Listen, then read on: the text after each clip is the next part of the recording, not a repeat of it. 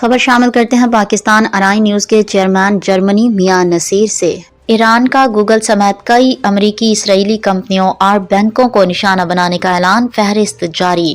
ایران نے امریکہ اور اسرائیل سے تعلق رکھنے والی بڑی عالمی ٹیکنالوجی کمپنیوں کی فہرست جاری کرتے ہوئے ان کے خطے میں موجود ریجنل ہیڈ کوارٹرز کو ممکنہ ہدف قرار دے دیا ہے۔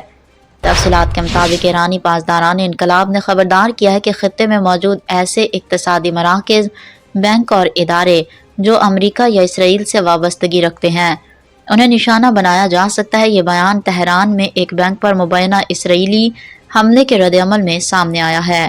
ایرانی مسلح افواج کے ترجمان بریگیڈیئر جنرل ابو الفضل شکارجی کا کہنا تھا کہ اگر ایرانی بندرگاہوں اور معاشی مراکز کو نشانہ بنایا گیا تو ایران بھی خطے کے دیگر اقتصادی مراکز پر حملے کو جائز سمجھتا ہے۔ ان کے مطابق ایران کی آئندہ کارروائیاں پہلے سے زیادہ شدید اور طاقتور ہوں گی۔